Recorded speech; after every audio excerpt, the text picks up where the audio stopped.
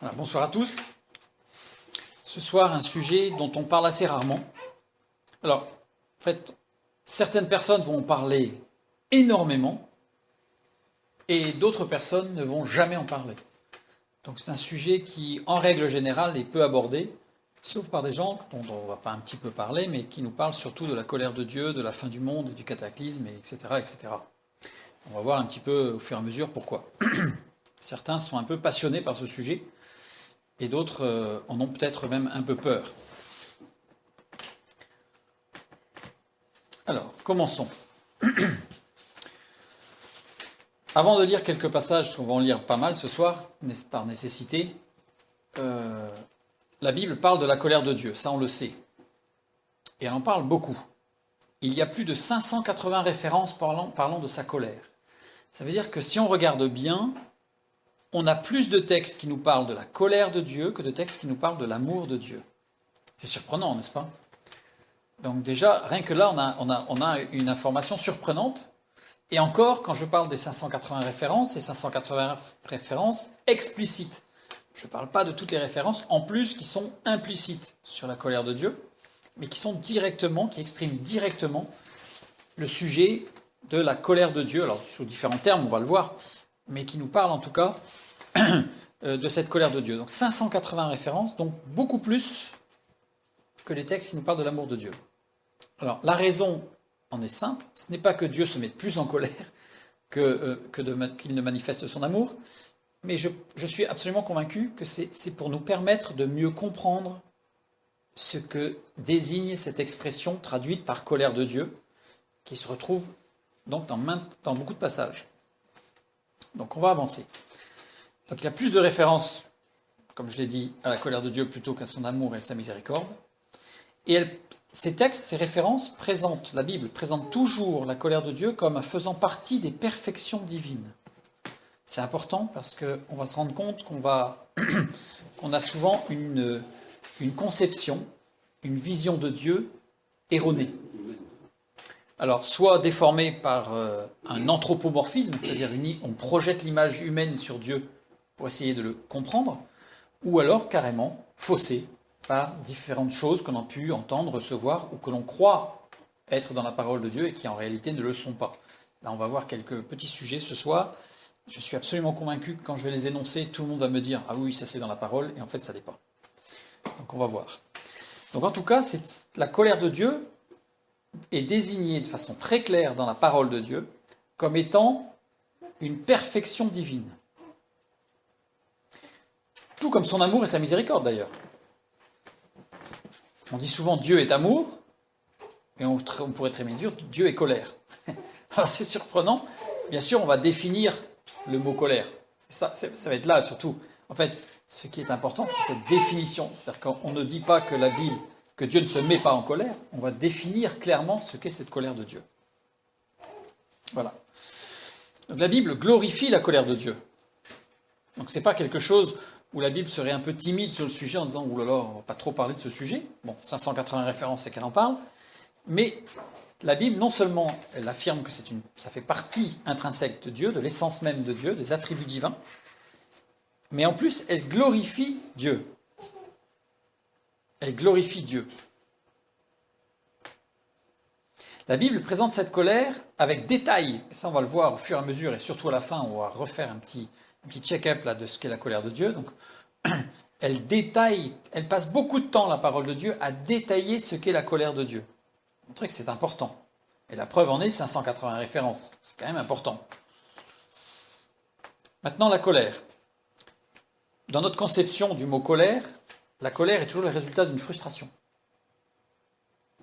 Toujours.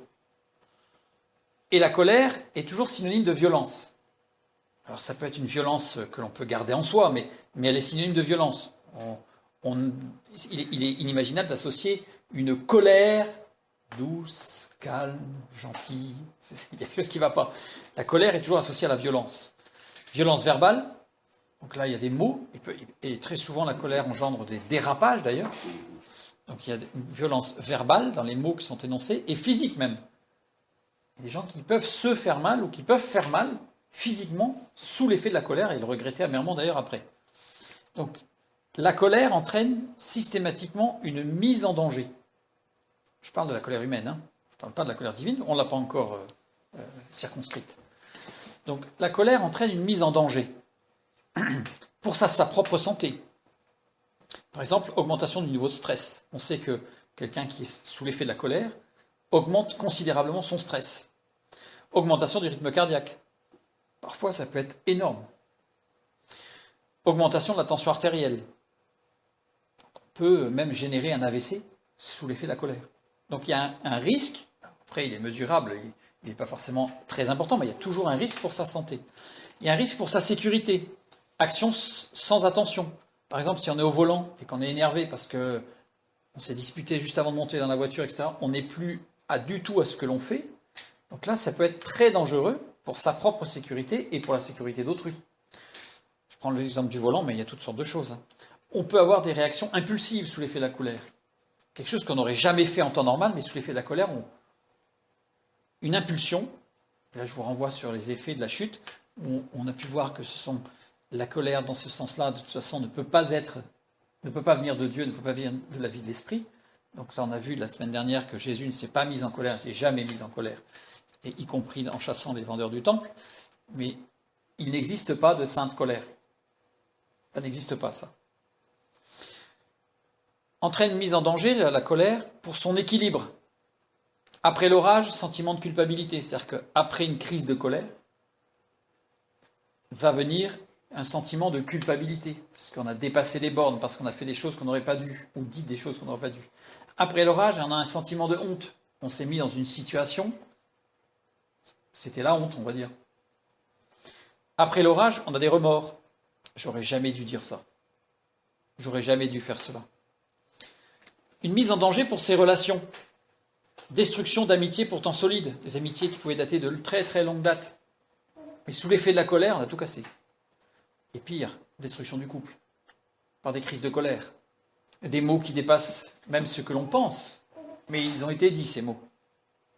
Pour un peu en plus que la colère se répétant, ces mêmes mots se répètent, il va être de plus en plus difficile d'annoncer que ça dépasse sa propre pensée, et donc le couple va se fissurer et se détruire. Destruction des liens parents-enfants. Des parents qui vont se mettre en colère vis-à-vis de l'enfant, qui parfois même sans aucune raison, va générer chez l'enfant en fait une brisure et quelque chose que l'on rencontre très souvent en psychologie, qui va avoir des effets. Là, je vous renvoie vers l'étude sur l'épigénétique pour voir tous les effets que ça peut avoir non seulement sur sa vie, mais en plus sur les générations futures. Donc, la colère est toujours synonyme de quelque chose de destructeur. Certains n'aiment pas parler de la colère de Dieu, parce qu'en fait, quand on parle de la colère de Dieu, on implique quelque part, c'est comme s'il y avait un calque, et on vient y coller tout ça. Donc si Dieu se met en colère, c'est pas possible. C'est pas possible. Dieu ne se met pas en danger, et Dieu ne met pas en danger, sous l'effet de sa colère. Il y a quelque chose qui ne va pas. Et d'autres, justement, n'arrêtent pas d'en parler. Ils n'arrêtent pas de parler de la colère de Dieu. Alors, ceux qui n'arrêtent pas d'en parler, en règle générale, c'est pour maintenir les gens dans la peur. C'est un discours qui a été très largement utilisé pendant certaines périodes de notre histoire, je dirais depuis le Moyen-Âge, il y a des périodes très sombres avec l'Inquisition, etc., où c'était un sujet qui revenait régulièrement. On va en parler justement, mais du jugement de Dieu, des châtiments de Dieu, de la colère de Dieu, pour maintenir les gens dans une peur. Et à partir du moment où on maintient les gens dans la peur, eh bien on peut plus facilement, on va employer le mot, mais les manipuler. C'est-à-dire, on va dire, les orienter fortement. Donc aujourd'hui, on voit bien que d'un point de vue géostratégique et géopolitique, il y a une sorte de climat de peur qui s'instaure sous différents aspects, et l'un des aspects qui va être le plus fort et dans lequel on va nous ramener au niveau médiatique, c'est l'écologie. L'écologie, le réchauffement planétaire, etc.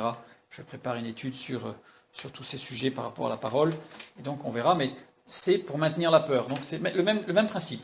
Donc ceux qui parlent de la colère de Dieu, très souvent, vont appliquer tout ce qu'on a vu, tout ce que notre ressenti sur la colère, à Dieu pour faire peur. Ils vont créer un besoin de dépendance, puisqu'à partir du moment où on a un Dieu aussi violent, disons-le, on crée un lien de dépendance où là on a peur, et il faut qu'on reste surtout soumis parce que il ne faut pas que ça nous tombe dessus. Donc après c'est une boucle. ceux qui n'aiment pas parler de la colère de Dieu, en fait, c'est parce que quelque part, parler de la colère de Dieu suggère que Dieu est violent. Donc ça fait peur. Il y a quelque chose qui ne va pas. On sent quelque chose qui ne va pas. Ça nous met mal à l'aise. Et donc il y a plusieurs personnes qui vont refuser de parler de la colère de Dieu, qui vont éviter le sujet ou qui vont très rapidement, oui mais Dieu est amour. Oui mais ce qui surpasse le tout, c'est que Dieu est amour. Dieu aime tout le monde. C'est quand même formidable. On va en parler juste après. Parler de la colère de Dieu tendrait à suggérer, dans ce calque que l'on vient poser dessus, que Dieu fait des erreurs. Parce que s'il est sous la colère, en fait, il s'emporte, et puis à un moment donné, voilà, je suis allé trop loin là. Comme si Dieu pouvait faire des erreurs. Suggère que Dieu peut rompre une relation. On recalque tout, en fait. Suggère que sous l'effet de la colère, on peut perdre la relation avec Dieu, parce que Dieu, il était en colère, en fait. Donc il nous a tourné le dos, il est parti. Ces personnes vont parler de l'amour de Dieu, voilà. On va plutôt mettre l'accent sur l'amour de Dieu. Ce qui n'est pas faux, bien sûr, et fort heureusement. Mais je veux insister pour vraiment montrer que c'est un sujet qu'on évite le plus possible. Qu'on évite le plus possible. Maintenant, ces gens-là qui vont parler que de l'amour de Dieu, ce que je trouve surprenant, c'est qu'il n'y a pas d'équilibre, puisque l'homme fait aussi beaucoup d'erreurs par amour. Combien d'actions stupides ont été faites par des gens amoureux? Combien d'erreurs ont été faites par des gens amoureux? Combien d'actions impulsives ont été faites par des gens amoureux? Remplis d'amour, pourtant remplis d'amour. Quelque chose de doux, mais c'est rempli d'amour, ils ont fait n'importe quoi. Des bêtises, parfois des erreurs, parfois même des actions impulsives qu'ils ont regrettées amèrement. Tout ça par amour. Est-ce pour autant que on ne doit plus parler de l'amour de Dieu? Parce que l'amour humain est empreint aussi d'erreurs, de passion, d'impulsion. Est-ce que pour autant qu'on devrait ne plus parler de l'amour de Dieu? Bien sûr que non. Donc c'est pour montrer qu'il y a un équilibre, et si la parole de Dieu nous parle de la colère de Dieu, c'est parce qu'elle fait partie des attributs divins, et nous avons besoin de connaître la définition exacte de ce qu'est la colère de Dieu. Sujet de ce soir d'ailleurs. Donc la colère fait partie des attributs parfaits de Dieu. Ça fait presque bizarre de juxtaposer les deux mots, la colère et la perfection de Dieu. Une colère, ce n'est pas une sainte colère, c'est que la colère fait partie des perfections de Dieu. Je ne dis pas une parfaite colère, je dis que la colère fait partie des perfections de Dieu. Ce qui est vraiment différent. Mais au même titre que son amour n'est pas notre amour, sa colère n'est pas notre colère. Ça, on l'a bien compris. Rien qu'avec l'image de l'amour où nous-mêmes on fait des erreurs, Dieu ne fait pas d'erreurs par amour. Et il ne fait pas d'erreurs par colère. Dieu est parfait, il est juste, il est totalement logique, totalement sage, totalement équilibré, et ça fait partie de sa perfection. Premier passage de la parole de Dieu que nous allons lire, au psaume 7. Dieu est un juste juge, Dieu s'irrite en tout temps. Alors là, on commence par un texte fort, c'est-à-dire que Dieu s'irrite en tout temps. Le verbe s'irriter, en hébreu, saham, signifie littéralement dénoncer. Déjà là, on se décrispe. On se décrispe. Dieu est un juste juge, Dieu dénonce en tout temps. Déjà là, on comprend mieux. Mais ici, ce mot, saham, s'écrit zohem. Je l'écris complètement. Je vais ouvrir une petite parenthèse pour vous montrer que la parole de Dieu, la perfection de la parole de Dieu. Ce terme-là n'est écrit qu'une seule fois, comme ça, dans ce passage du psaume 7 au verset 11. On va grossir un peu le texte pour bien montrer comment il est écrit. Et ce que je veux insister, c'est ce petit signe-là, sous la lettre, au milieu du mot. Ce petit signe, ça s'appelle la merka. La merka, c'est un signe très particulier qui a tendance, dans les manuscrits modernes en hébreu de la parole de Dieu, à disparaître parce qu'il ne sert à rien. Vous avez beaucoup de signes comme ça, je ne vais pas les énoncer tous ce soir, il y en a à peu près une trentaine, qui disparaissent au fur et à mesure des textes des Bibles que nous pouvons pouvoir acheter aujourd'hui en hébreu, parce que ce sont des signes qui ne servent à rien. Mais ce signe-là, il a une particularité, c'est une marque de cantillation, c'est une marque de chant. C'est intéressant parce que la traduction littérale de Merca, pour ceux qui connaissent la musique, c'est le coma. Le coma, CO2MA, en musique, j'ai mis ici, c'est un intervalle très petit qui intervient surtout dans l'accordage des instruments en servant de base à la construction des tempéraments, les tempéraments étant toute la gamme de toutes les notes, en fait, de dièse, des bémols, etc. C'est un signe qui détermine quelque chose, c'est le plus petit élément musical qui permet d'accorder tout. On peut accorder les orchestres grâce à une définition de cette limite de coma que l'on peut accepter en musique. Ça veut dire que c'est employé juste pour ce mot-là, donc c'est employé dans plein de mots, mais juste sous ce mot-là, comme pour souligner que cette dénonciation, ce que Dieu dénonce, c'est la plus petite des choses, mais qui est juste, et qui permet que tout soit juste. Donc ce mot est très particulier avec ce petit signe, j'aime beaucoup ce petit signe. Donc nous continuons. Dieu s'irrite car il est un juste juge. J'ai mis s'irrite entre guillemets, parce qu'on l'a compris maintenant, le sens de s'irriter, c'est de dénoncer. Et là, on comprend bien l'association dans ce verset de Dieu juste juge et qui dénonce. Parce que qui c'est qui peut dénoncer jusqu'à la plus petite injustice, jusqu'à la plus infime injustice, c'est le juste juge.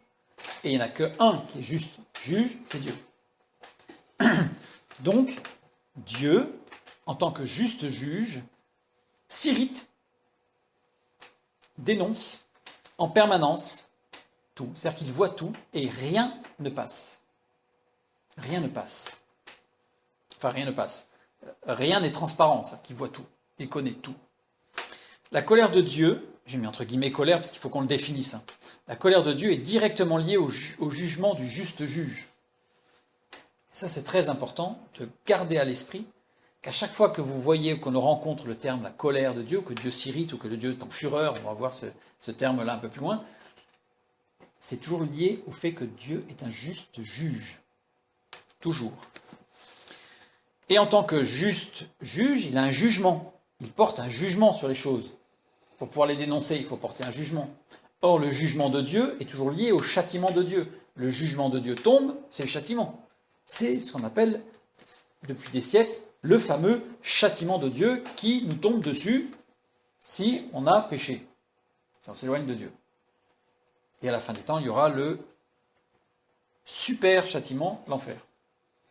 Donc on va regarder précisément pour bien comprendre, parce qu'il faut bien comprendre cette notion de la perfection de Dieu dans son jugement, dans ce châtiment. Parce que quand on dit que Dieu châtie, c'est violent. C'est très très violent. On va prendre des textes, c'est très violent. On a l'impression que Dieu il est avec un bâton et il nous attend au virage, et quand on s'en prend, on en prend une volée. Ce mot, il faut vraiment le saisir dans tout son sens.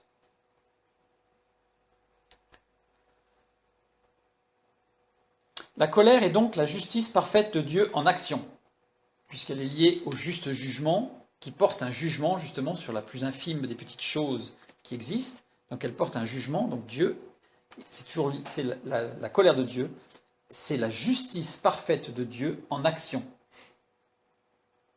Donc Dieu, quand il se met en colère, je parle de la colère de Dieu, c'est la justice de Dieu qui s'exprime. Et la justice parfaite de Dieu en action amène un châtiment. Parce que c'est une justice. Bien, ça, quand on tombe sous le couvert de la justice, il y a un châtiment, il y a un jugement. On va lire dans Hébreux chapitre 12, « Supportez le châtiment. C'est comme des fils que Dieu vous traite. Car quel est le fils qu'un père ne châtie pas ? Mais si vous êtes exempts du châtiment auquel tous ont part, vous êtes donc des enfants illégitimes et non des fils. D'ailleurs, puisque nos pères, selon la chair, nous ont châtiés et que nous les avons respectés, ne devons-nous pas, à bien plus forte raison, nous soumettre au Père des esprits pour avoir la vie ? Notre Père nous châtiait pour peu de jours, comme il le trouvait bon, mais Dieu nous châtie pour notre bien, afin que nous participions à sa sainteté. Il est vrai que tout châtiment semble d'abord un sujet de tristesse et non de joie, mais il produit plus tard, pour ceux qui ont été ainsi exercés, un fruit paisible de justice. » C'est un texte qui est très difficile à lire, parce qu'on se dit, on s'en prend plein, et en plus il faut qu'on soit content. Et après, c'est même un fruit paisible de justice. Je ne sais pas si vous avez déjà été châtié au point, par exemple avec un fouet ou avec une ceinture ou quelque chose de violent. je ne suis pas certain que même des années après, vous puissiez dire ça a apporté un fruit paisible de justice. Je ne suis pas certain. Donc cette association du châtiment avec ce fruit paisible de justice est choquant. Donc maintenant, on va regarder ce que nous dit le texte biblique, bien sûr, on en a l'habitude. Le mot châtiment, paideia, en grec, Nouveau Testament. Et tous les termes qui parlent du châtiment ont tous cette racine de paideia. Donc dans ce texte, c'est dans tous ces versets-là que nous lisons, dans ces 4 versets, nous avons plusieurs fois, 7 fois pour être précis, le terme paideia.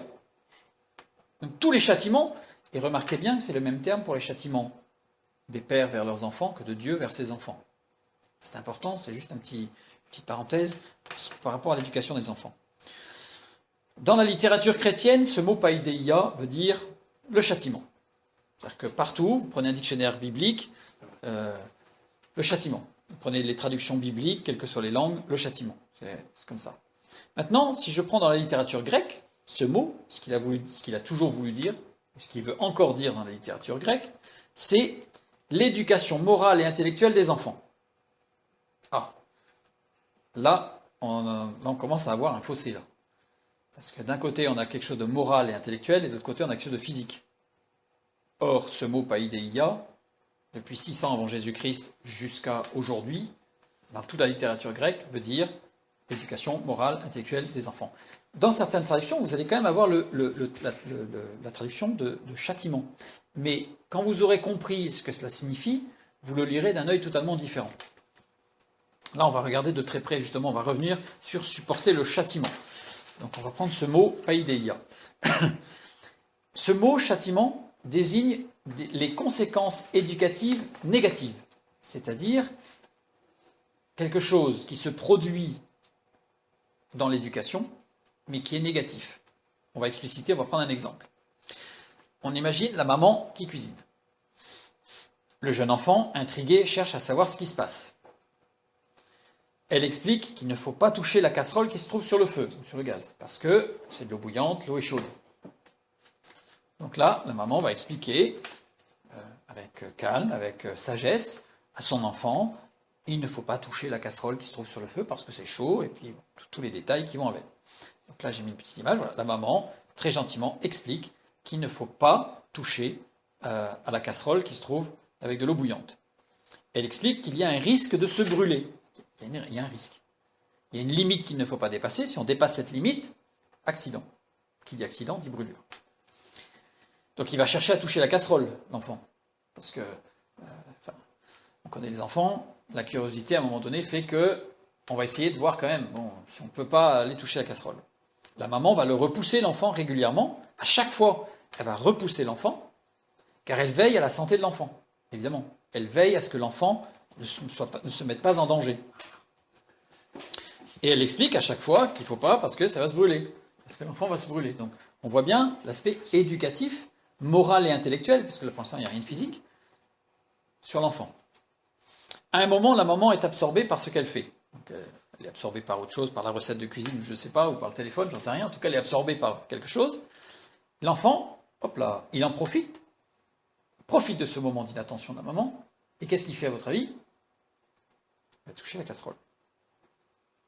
Et il touche la casserole avec la main. Et qu'est-ce qui va se passer une fois qu'il touche la casserole avec la main? Ben, il se brûle. Il se brûle. Est-ce un châtiment de la maman? Est-ce que c'est un châtiment de la maman, le fait qu'il se soit brûlé? C'est une conséquence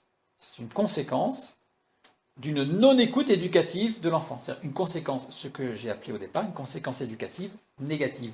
C'est-à-dire qu'il a dépassé la limite que la maman avait donnée. Là, on a pris l'exemple de la casserole, mais ça peut très bien être la limite en haut de l'escalier pour ne pas tomber dans les marches d'escalier. La chute pourrait être pire qu'une brûlure à la main. Toutes sortes de choses, il y a des limites. Si l'enfant la dépasse, eh bien, il en subit les conséquences. Le mot paideia, ça signifie ça. Ça signifie un élève ou un enfant qui a dépassé la limite qui a été donnée par le parent ou par le pédagogue, chez les Grecs, et qui, il s'est fait mal. Alors il peut s'être fait mal intellectuellement, moralement, physiquement, en tout cas il s'est fait mal. C'est la paideia. C'est ce que nous avons dans notre Bible traduit par châtiment. C'est une conséquence d'une non-écoute éducative. Voilà, c'est une païdéia. Dieu nous fixe des limites. Dieu nous fixe des limites. Les franchir implique en supporter les conséquences. On a des limites qui sont très claires dans la parole de Dieu sur ce qu'il faut faire et ce qu'il ne faut pas faire. Ce sont des limites qui ne sont pas exclusives pour les croyants ou les chrétiens. D'ailleurs, on a déjà étudié, mais les 10 commandements devraient être traduits, ce sont les 10 dabar, les 10 paroles, les 10 conseils de Dieu pour la vie. Ce ne sont pas des impératifs, ce ne sont pas des ordres. Le fait d'avoir traduit par 10 commandements, c'est dépasser le sens du texte. Parce que ce ne sont pas des commandements, ce sont des conseils de vie. Et Dieu donne des limites, à maintes reprises. Mais malgré cette règle causale, élémentaire, c'est-à-dire que si on franchit la limite, il y a des choses qui sont faciles à voir. Si on franchit la limite du ravin, on tombe dans le ravin. Mais il y a d'autres qui sont plus difficiles à voir. Et Dieu les connaît et il nous a donné des limites. Mais malgré cette règle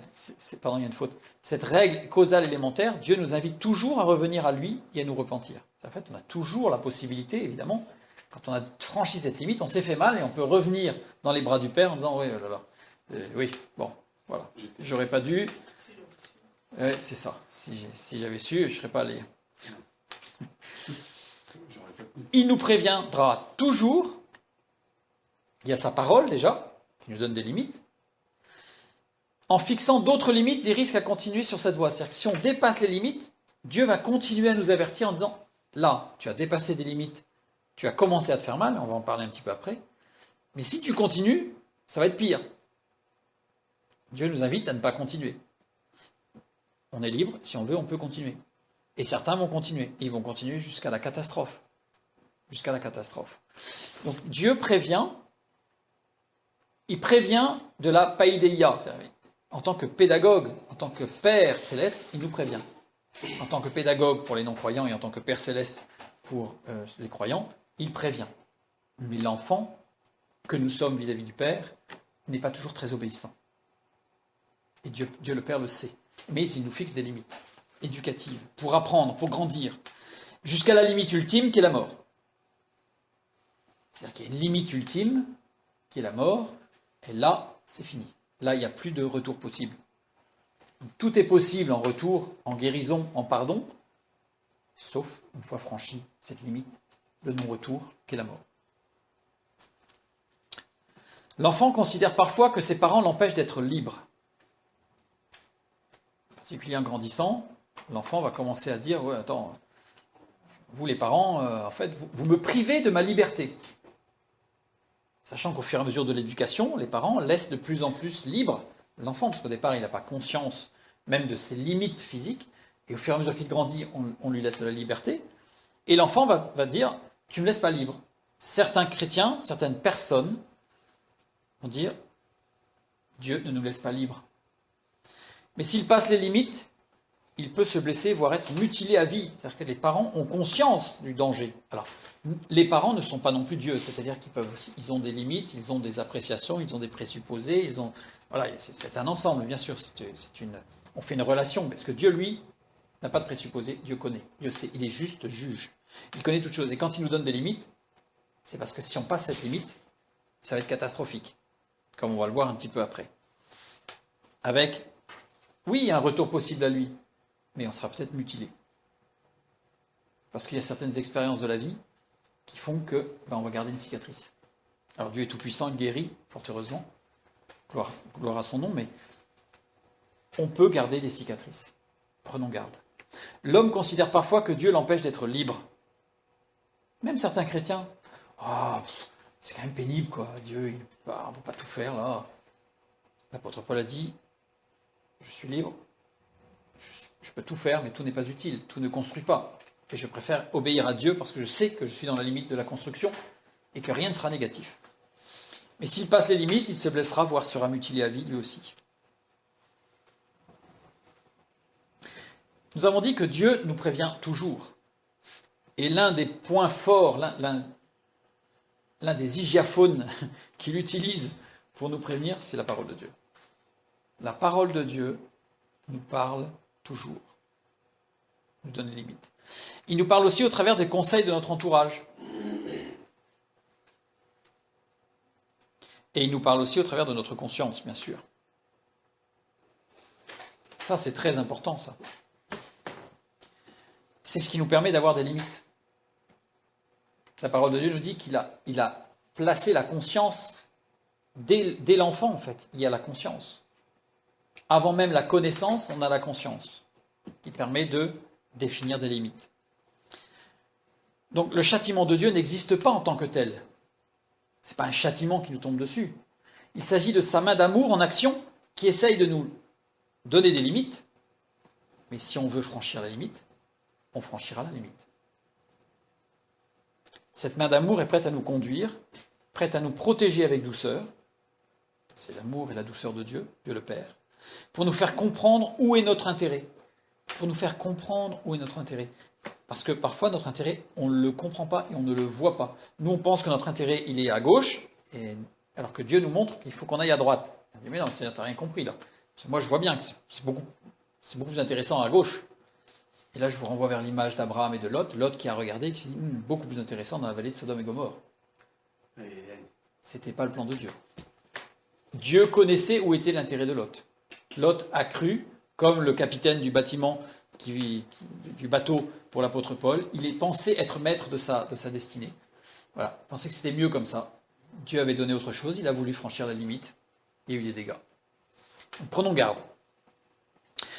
Revenons à la colère de Dieu. On a bien compris que la colère de Dieu engendrait un juste jugement. Ce jugement, c'était le châtiment. Donc cette colère de Dieu, dans cette perfection, ce n'est pas un coup de sabre qui nous tombe dessus ou un coup de bâton qui peut nous venir à tout moment dont on ne sait pas où. C'est vraiment une conséquence d'une non-écoute de la parole de Dieu. Et on assume cette conséquence. La colère de Dieu, on a vu que c'était l'exécution de sa justice sur les pécheurs. Puisque ça veut dire qu'à partir du moment où on dépasse la limite de Dieu, on s'éloigne de Dieu, donc c'est un péché. On a vu que Dieu n'était pas colérique. On n'a pas cette notion de tout d'un coup, la cocotte minute qui gonfle, puis tout d'un coup, pof, ça y est, ça explose, et après ça redevient calme. Absolument pas. C'est quelque chose de constant, puisque Dieu s'irrite en tout temps. Dieu dénonce en tout temps. Dieu pose les limites en tout temps. Dieu voit nos pas et nous indique quelles sont les limites à ne pas franchir en tout temps. Si on l'écoute, évidemment. Dieu n'est pas sujet à la mauvaise humeur. On a bien compris. La colère de Dieu exprime la sagesse et elle est surtout empreinte de logique. Contrairement à notre colère, qui en règle générale n'exprime pas franchement la logique et n'exprime pas franchement la sagesse. La colère de Dieu exprime sagesse et logique. Si je prends dans Jean chapitre 3, « Celui qui croit en lui n'est point jugé, mais celui qui ne croit pas est déjà jugé, parce qu'il n'a pas cru au nom du Fils unique de Dieu.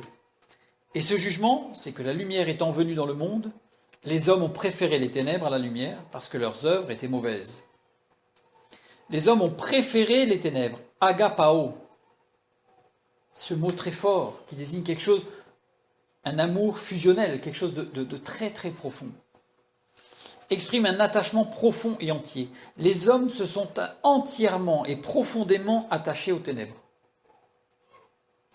Conjugué à l'aoriste. Pas de référence au passé, au présent ni au futur. C'est une action, je dirais, continue.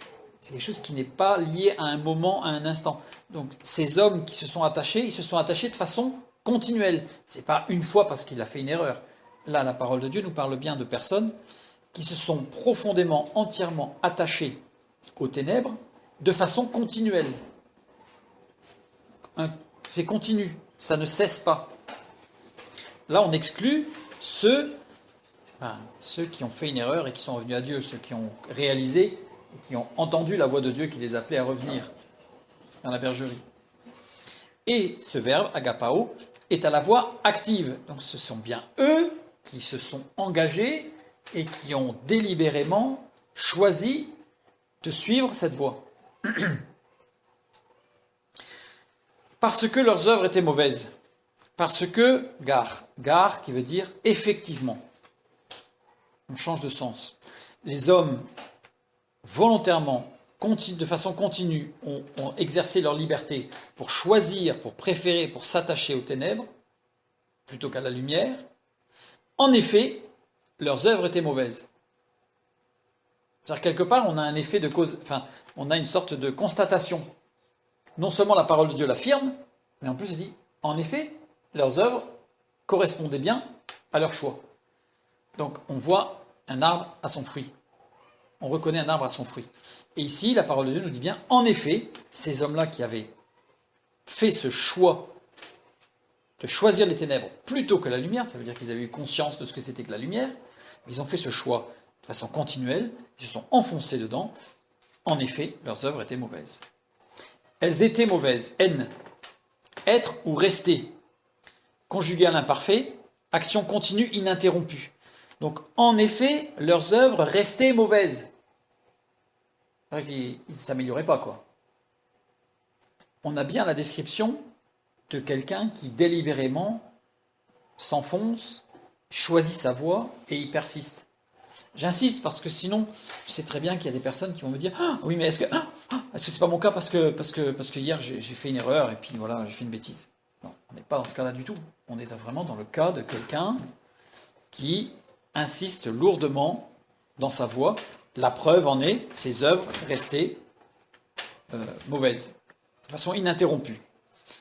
Dieu, on remarque que Dieu est totalement, j'ai mis entre guillemets, inactif dans son jugement. Parce que dans ce texte de Jean chapitre 3, c'est les hommes qui ont. Les hommes ont préféré, ils sont actifs, c'est eux qui ont choisi.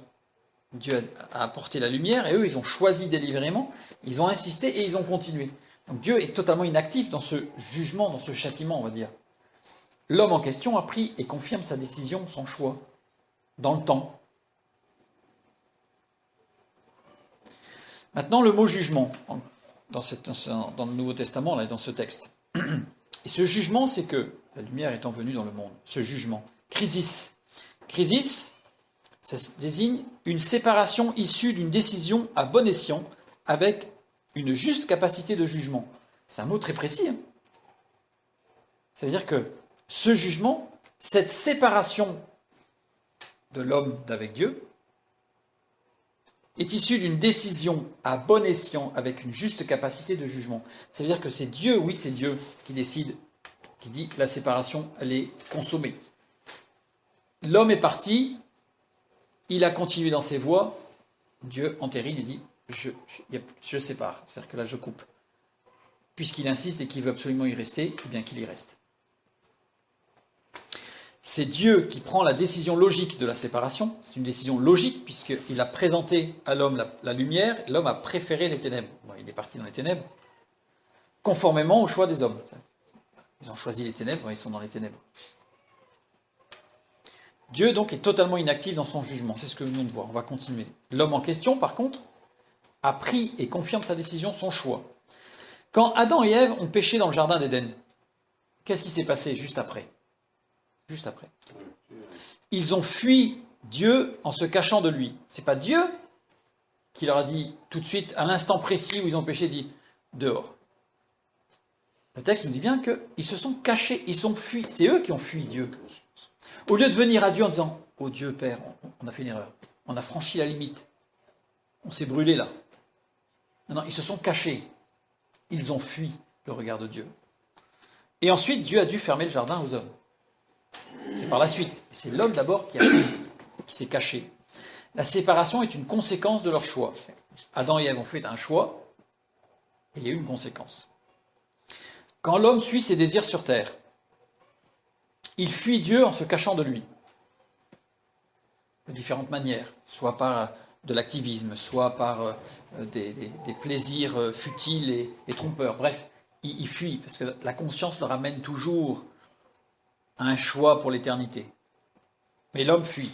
Celui qui suit ses désirs sur terre fuit Dieu, en se cachant de lui. La séparation pour l'éternité est une conséquence de son choix. Ceux qui ont préféré les ténèbres reçoivent les ténèbres. C'est ce que nous dit ce que nous avons lu dans Jean chapitre 3. Dieu a présenté la lumière, son Fils. Ils ont préféré les ténèbres, alors ils ont obtenu les ténèbres. Ceux qui n'ont pas voulu le connaître ne le connaîtront jamais. Ceux qui ont refusé Dieu ne le connaîtront jamais. Ils ont fait un choix délibéré, on va voir, c'est un choix juste, parce qu'ils étaient en connaissance de cause, et ils ont hérité ce qu'ils ont voulu. Celui qui a choisi les ténèbres restera dans les ténèbres. C'est pourquoi Dieu les a livrés à l'impureté selon leur convoitise de leur cœur, dans Romains, chapitre 1.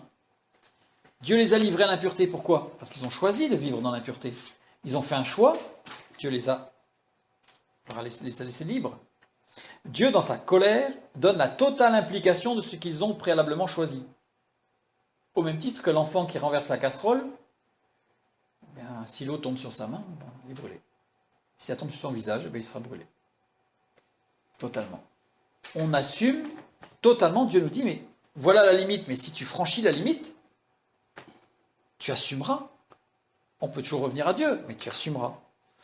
Donc, ce texte-là montre bien que ceux qui ont préféré les ténèbres ont reçu les ténèbres, comme il dit dans Romains chapitre 1. C'est pourquoi Dieu les a livrés à l'impureté. C'est pas lui qui les a poussés à l'impureté. Si on prenait le texte littéralement, c'est bien ça. C'est qu'ils se sont vautrés dans l'impureté. Ils ont fait le choix délibéré d'y rester, malgré les appels de Dieu à la sainteté et au retour. Eh bien, Dieu les a laissés.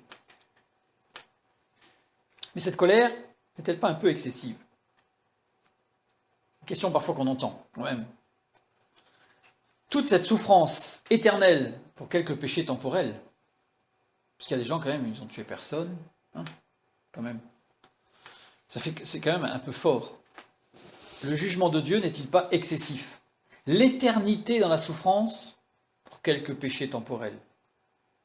Bon, oui, il y a des gens qui sont vraiment méchants, ils ont tué plein de monde, tout ça, ils ont fait souffrir, tout ça. Mais il y a des gens qui ne sont pas méchants, quand même. Hein? Vous avez jamais entendu ça, vous? C'est, ouais, j'ai pas fait de mal, moi, j'ai pas fait de mal à personne. Alors, l'éternité dans la souffrance, c'est un peu fort, quand même. C'est la réaction de l'homme et de chacun de nous face au péché qui est excessive. On va l'expliquer.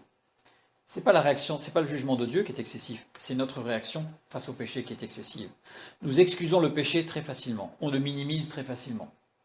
Regardons un petit peu ce qu'il se passe. Beaucoup considèrent qu'ils iront au ciel car ils ne sont pas si méchants que ça. Alors évidemment, nous, quand on a la connaissance de la parole de Dieu, on sait qu'il n'y a que Christ qui nous ouvre la porte. Évidemment, il est la porte, la seule. Mais vous avez beaucoup de personnes qui vont vous dire, ouais, ben bon, moi j'irai au ciel, hein. Je fais quand même des efforts, je suis quand même gentil, je fais pas trop de mal. Il y a pire que moi. J'ai jamais fait de mal à personne.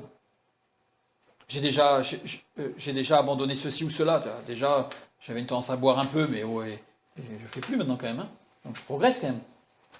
Hein. Avant, je disais vraiment des gros mots. Maintenant, je dis plus que des petits gros mots. Je progresse. Donc on a des gens comme ça qui s'améliorent. Alors, c'est vrai que c'est pas mauvais en soi. C'est pas mauvais en soi, nous sommes d'accord. Ils s'améliorent. Mais pour cela, ils disent, ouais, je suis pas si mauvais que ça. Hein. Il y a largement pire que moi. D'ailleurs, on trouve toujours pire. Et puis on dit, ouais, mais lui, tu vois, il va à l'église, mais il est pire que moi hein, quand même. Donc si lui, il est sauvé, moi, je serai sauvé. Hein. Ouais, ça part d'une condition, c'est que s'il est sauvé. Ça, c'est pas sûr. Donc, il faut faire attention. Et parfois, on dit, mais Dieu comprend nos faiblesses. L'erreur est humaine. Errare humanum est. Donc, hein, Dieu sait que voilà. Dieu voit ceux qui ont un bon fond. Il y en a qui pensent que quand ils vont arriver au ciel, Seigneur, t'as vu, hein, j'ai quand même un bon fond, hein, quand même. Non mais, bon, c'est vrai qu'il y a des trucs qui sont pas terribles, mais quand même, j'ai un fond qui est bon, quand même. Voilà. C'est prendre Dieu vraiment pour moins que rien. C'est l'exclure de sa perfection. Dieu voit ceux qui sont de bonne volonté. Alors ça, on entend aussi. Enfin, je suis de bonne volonté, quand même. Hein. Lisons si on lit dans Genèse chapitre 2 et chapitre 3, donc ces deux chapitres nous désignent la source de toute la souffrance qui existe sur Terre, de toutes les guerres, de tous les meurtres, de toutes les agressions, de toutes les maladies. C'est Genèse chapitre 2 et 3. On voit les conséquences de ce qui s'est passé quand Adam et Ève ont franchi la limite. Et la limite, c'était quoi? C'est juste manger un fruit. Hein. Ils ont juste mangé un fruit quand même. Enfin, mais quand on voit les conséquences que ça a, le péché amène des conséquences effroyables. On peut presque dire infinies. À notre échelle, en tout cas, c'est infini. Ils ont juste désobéi sur la limite que Dieu avait franchie, et voilà ce que ça a donné. Tu occultes volontairement l'ennemi, mais... Ah, mais Satan a poussé, lui, bien sûr. Ben oui, mais quand même, est-ce que nous sommes que des hommes, est-ce qu'on a suffisamment de force Oui, face à voilà. l'ennemi? Là, tu me fais Eh ouais. comme Ève, qu'est-ce que tu as fait? C'est le serpent. Oui, mais quelque part. C'est pas moi. C'est pas moi. Moi, j'y suis pour rien. Parce que moi, j'ai un fond qui est bon quand même. Attends. Non, mais sommes-nous suffisamment forts pour réellement Nous devant sommes, l'ennemi? si quand on est avec Dieu, il n'y a pas de problème. Adam et Ève, ils y étaient On quand même. va en parler Plus près. après. Bah, Adam et Ève, ils étaient avec Dieu. Hein, Plus près que tu meurs. et c'est eux qui ont choisi, qui ont fait un choix. Donc, En tout cas, une seule faute. On va revenir sur ce point un peu après. Une seule faute, ça a eu des conséquences que l'on connaît, qui sont énormes. c'est clair. Alors nous, on va minimiser, on va dire, ouais, mais c'était que, enfin, ils ont que mangé un fruit quand même. C'est quand même pas. Les conséquences sont énormes. Adam et Ève n'ont tué personne.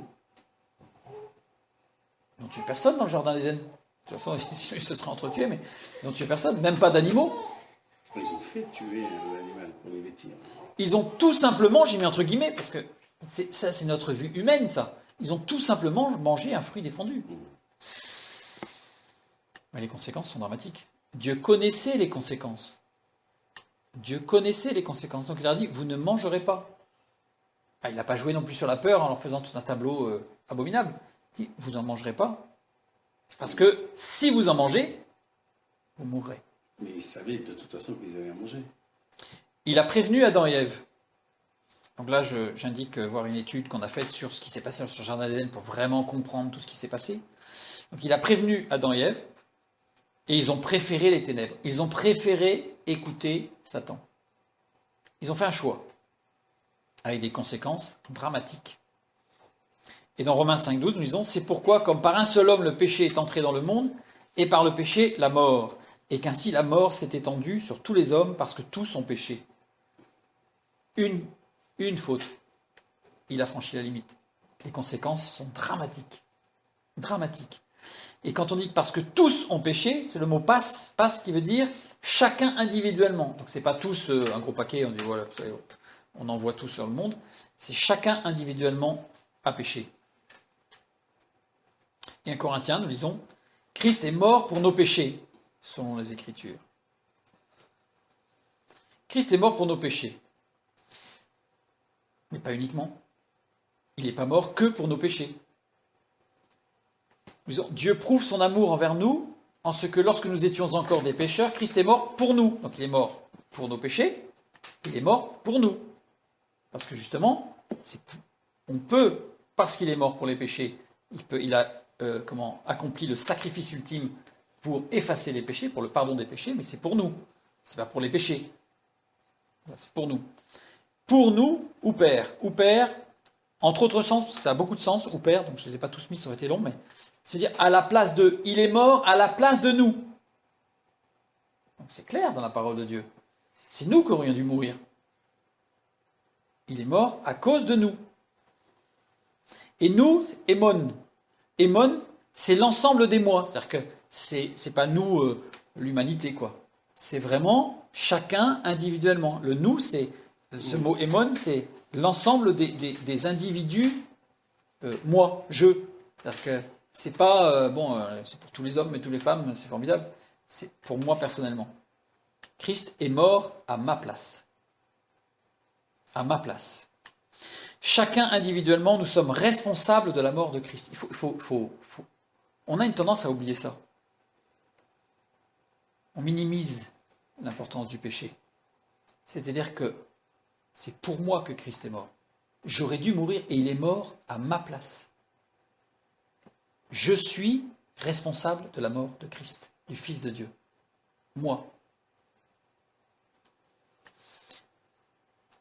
Alors là, on va entendre tout de suite, oui, mais il n'y a pas que moi. Il y a moi, d'accord, mais il n'y a pas que moi. Je ne suis pas tout seul quand même. Alors, avec un petit peu d'humour, en effet, nous sommes nombreux, nous tous, les moi, qui aurions dû mourir. Mais une exaction en bande organisée est un facteur aggravant. Ça ne diminue pas la peine, au contraire. Donc si nous sommes nombreux, plus la bande organisée est importante, et plus c'est un facteur aggravant en justice. Alors c'est avec un peu d'humour, pour montrer que l'importance du péché, c'est que ça a amené le Fils de Dieu à mourir à ma place. quand nous voyons le résultat d'une simple désobéissance d'Adam et Ève. On voit le résultat. Ils ont désobéi à Dieu. Ils ont mangé le fruit défendu. Et on voit les conséquences, la mort, la guerre, les agressions, la souffrance, les maladies. Qu'est-ce qu'il réserve? Qu'est-ce qui va se passer pour ceux qui sont responsables de la mort de son fils, qui refusent obstinément son amour? Il faut imaginer. On a très vite fait de minimiser l'impact, l'importance du péché. Le Fils de Dieu a dû mourir à ma place. Ça, on l'oublie vite. Finalement, j'ai un fond qui n'est pas si mal que ça. Et là, ça tombe tout de suite. Parce que nous sommes tous pécheurs et nous sommes responsables de la mort de Christ. Pas coupables, mais responsables. Donc Jésus est mort pour nous, à cause de nous, mais si ça n'avait pas été le cas, un autre déluge aurait éradiqué l'humanité. Si ça n'avait pas été le cas, mais ce n'est pas possible, parce que dès le départ, Dieu avait déjà prévu. Et voilà. Donc, voilà. Mais c'est par cet amour de Dieu, et on va voir après l'équilibre entre l'amour de Dieu et la colère de Dieu, parce que pour comprendre la colère de Dieu, il faut comprendre l'amour de Dieu, parce que sinon, on n'a pas d'équilibre. Donc là, on va y venir très rapidement. On a vraiment cette prise de conscience de ce que va impliquer le péché. C'est la mort du Fils de Dieu, enfin, la perfection. Depuis toute éternité, Dieu aimait le Père, le Père aimait le Fils, le Fils aimait le Père.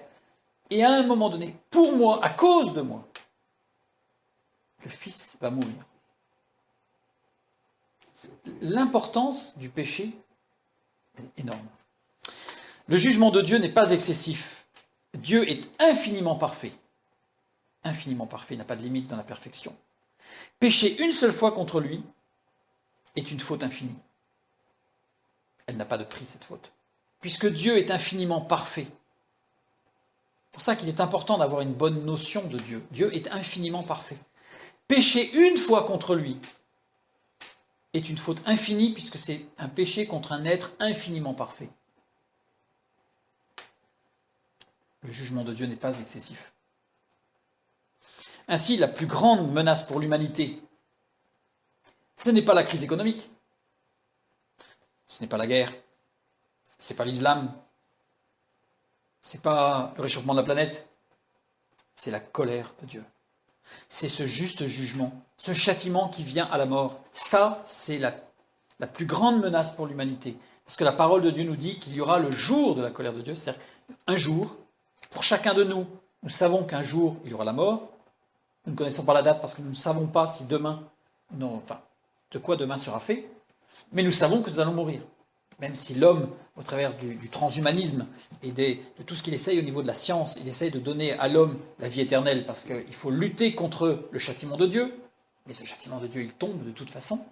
Donc, on sait mais Dieu nous a dit qu'il y aura non seulement on a la mort individuelle, mais qu'il y aura la fin, il y aura une fin à l'histoire de la terre. Le jour de la colère de Dieu, le jugement de Dieu, les conséquences du péché. Parce que de toute façon, la terre, on le voit bien, l'homme va à son autodestruction. Donc il y va. Celui qui a préféré les ténèbres, eh bien, il est dans les ténèbres et il continue à aller dans les ténèbres et il s'enfonce.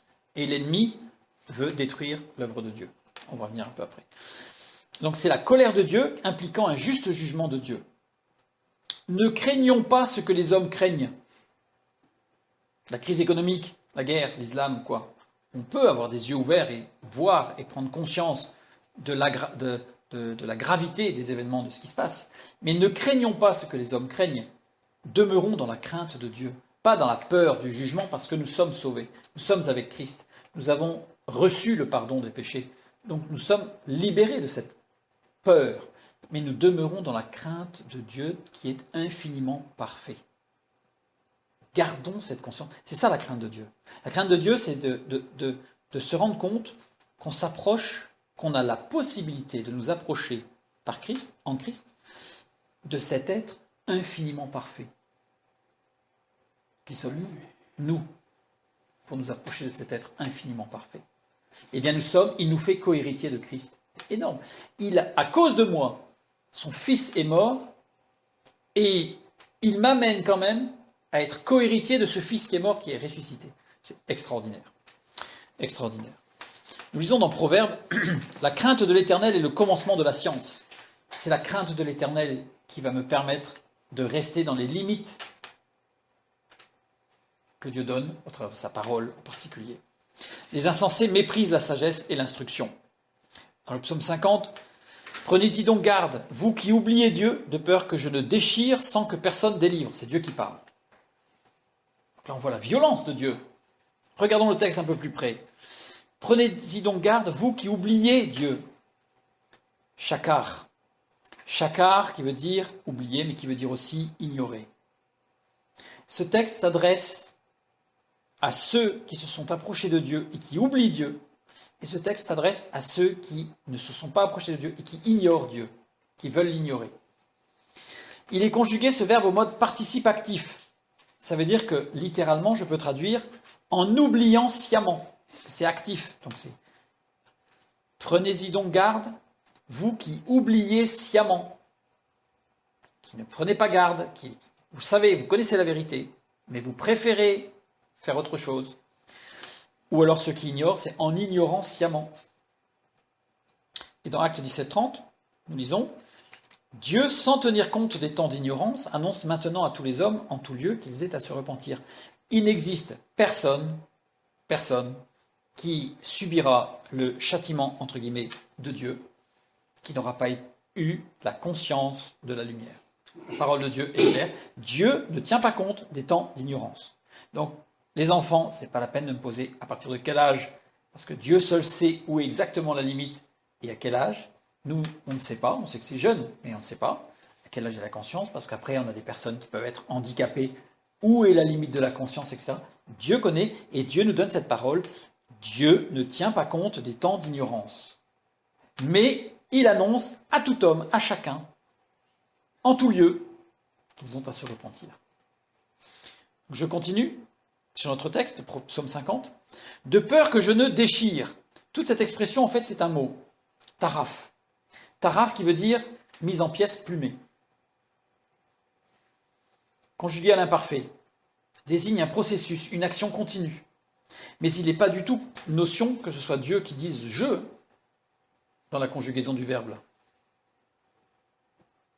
Prenez donc garde, car en oubliant sciemment, vous serez mis en pièces, ou en ignorant sciemment, vous serez mis en pièces. On se trouve dans un processus de déliquescence. C'est-à-dire que Dieu dit, prenez garde, en oubliant Dieu, en s'éloignant de Dieu, fils prodigue. Vous rentrez dans un processus de déliquescence, c'est-à-dire que vous allez commencer à vous détériorer, et aux autres, donc là en fait c'est une parole extraordinaire parce que ça s'adresse à tout le monde. Et aux autres, Dieu dit, prenez-y donc garde, en ignorant sciemment Dieu, vous vous trouvez dans un processus de déliquescence. On ne voit pas ici une image de la colère au sens où on l'entend nous, de Dieu. Et cette colère de Dieu, en fait, exprime clairement cette mise en garde de Dieu en disant « Attention, ne franchissez pas les limites. Sinon, vous êtes dans un processus de déliquescence. » C'est pas une fois. Le texte montre bien que c'est pas voilà, on a franchi la limite et boum, on s'en prend un. C'est si vous franchissez la limite, vous rentrez dans un processus de déliquescence. Donc de toute façon, ça y est, c'est parti. Revenez au plus vite. Revenez au plus vite. De peur que je ne déchire, taraf, là c'est juste dans la construction sémantique, pour gagner du temps, je ne suis pas rentré trop dans le détail, mais on y trouve une description du principe de l'activisme. Donc c'est-à-dire que cette mise en pièces, en fait, ça fait partie de tout ce qui va être nous manger au niveau du stress, au niveau de l'activisme, au niveau de la vie moderne, qui va avoir tendance à nous détruire. Et une description de quelqu'un qui se fait balloter. Donc là, on a l'image de quelqu'un, on rentre dans un processus où on va commencer à se faire balloter à tout vent de doctrine. C'est-à-dire qu'en fait, on va partir un peu dans tous les sens. Et on va avoir une vie qui va être, non pas chaos, qui ne va pas faire chaotante, mais ballottée. Comme vraiment un bouchon sur l'eau. Maintenant, un texte, j'ai pris celui-là parce qu'il est extrêmement violent, pour bien montrer la violence de la colère de Dieu et voir la traduction, voir vraiment ce que veut nous dire la parole de Dieu sur cette colère de Dieu. Prendre Naoum, chapitre 1, verset 2. L'Éternel est un Dieu jaloux, il se venge.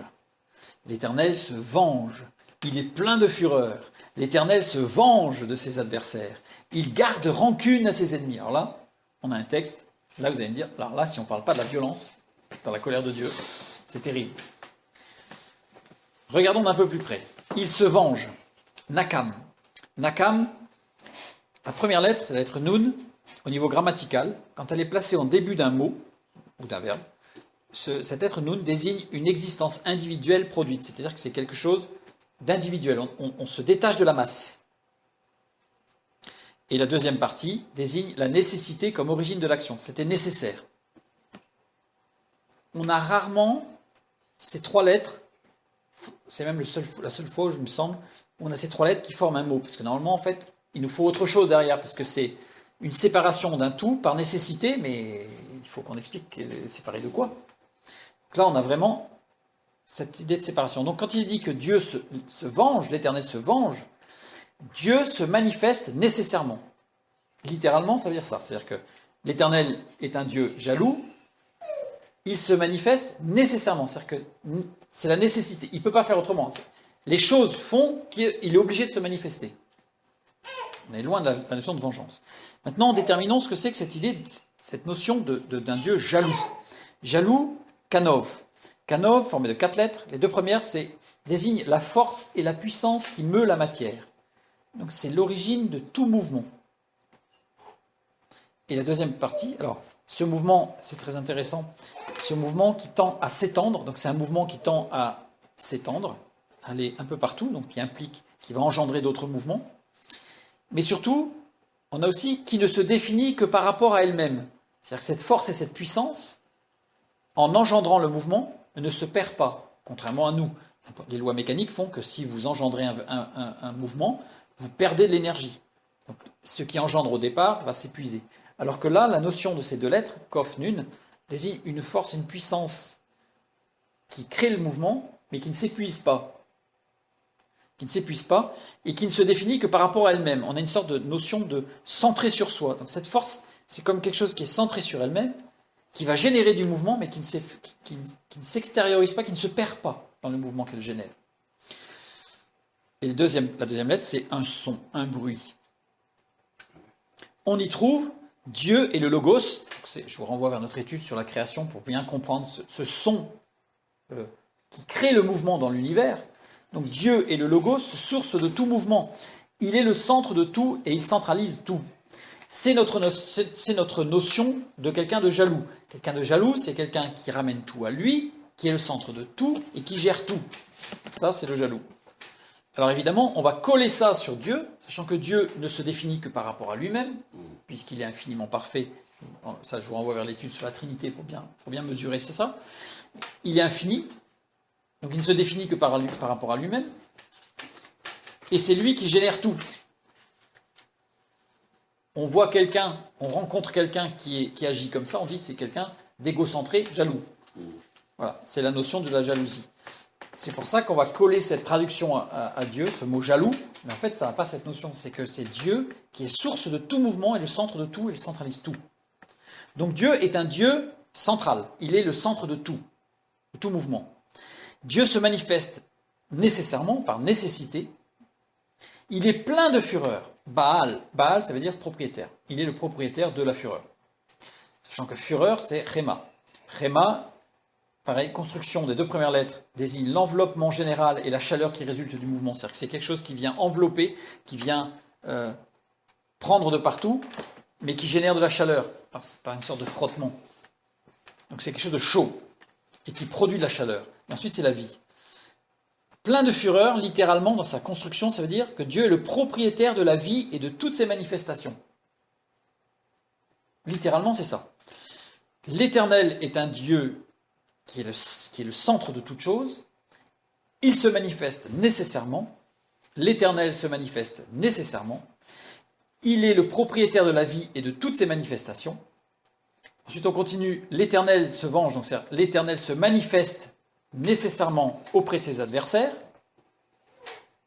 Et il garde rancune à ses ennemis. Il garde rancune. Garder, c'est natar. Natar qui veut dire veiller sur. Il veille sur ses ennemis. Et rancune, ce mot n'existe pas. Dans le texte original, ça n'existe pas. Il n'y a pas d'autre mot. Il y a juste le mot Natar, il garde, et ses ennemis. Et Natar veut dire tenir en garde. On a vraiment toute la définition de l'amour de Dieu qui va donner des limites, qui va appeler, rappeler,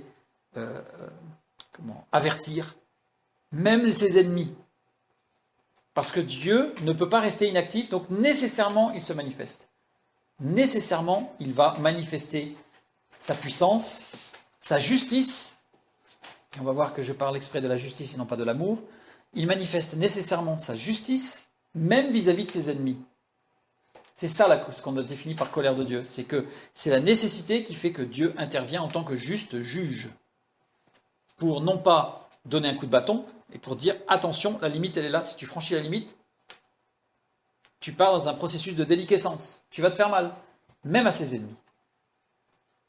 Donc il garde rancune à ses ennemis, littéralement. Dieu veille sur ses ennemis pour qu'ils aient toujours une véritable occasion de se repentir. En fait, toujours. Il leur donne toujours des limites. Jusqu'à la limite ultime de la mort. Oula, c'est trop tard. Mais là, dans ce cas-là, celui qui a préféré les ténèbres a obtenu les ténèbres. On ne peut pas dire que les ennemis de Dieu sont des gens qui le réfutent. Alors, c'est pas le mot. En fait, alors, les ennemis de Dieu, on va en parler un petit peu après. Tu dis, on ne peut pas dire que ce sont les gens qui le réfutent. Les ennemis de Dieu, c'est ceux qui le rejettent. Et c'est ceux qui vont même l'attaquer. Donc, on va voir un petit peu après. Mais Dieu n'est-il pas amour? Là, on se dit quand même, voilà, il intervient, il donne des limites et ça, mais Dieu est amour. Donc c'est par amour, Dieu est amour. J'ai mis en majuscule, Dieu est amour. On lit dans le premier épître de Jean, celui qui n'aime pas n'a pas connu Dieu, car Dieu est amour. C'est biblique, Dieu est amour. Dieu est amour. Oui, il est amour. Ça, on ne va pas dire le contraire. Et fort heureusement pour nous. D'ailleurs, on en a une preuve. Dieu veille sur ses ennemis pour qu'ils aient toujours une véritable occasion de se repentir. Si ça, c'est pas une manifestation de l'amour, hein? Voilà. Mais attention, Dieu est amour. Mais attention, l'amour n'est pas Dieu. Mais on revient au tout début de... Non, mais l'amour n'est pas Dieu. Il y a une subtilité là. Si l'amour était Dieu, Dieu ne serait que amour. Dieu est amour, mais l'amour n'est pas Dieu. Or, Dieu a des choses en abomination. Donc, il n'est pas que amour. Il est amour, mais il n'est pas que amour. Parce que s'il était que amour, pourrait-il être justice? Il passerait sur tout. Il serait amené à passer sur tout, comme tu dis. Et donc, or, il est justice. Donc, il n'est pas que amour. L'amour n'est pas Dieu. Vous allez voir, c'est très important. Quelles sont les choses que Dieu a en abomination? Donnez-moi quelque chose que Dieu a en abomination. Le péché. Le péché. Oui, Dieu a en abomination le péché. Mais Dieu a en abomination ceux qui pratiquent le péché. Oui, volontairement. Et là, ça choque. Là, ça choque. Ça veut dire que ceux qui pratiquent le péché, c'est qui? Les pécheurs. On dit pourtant, mais Dieu aime les pécheurs.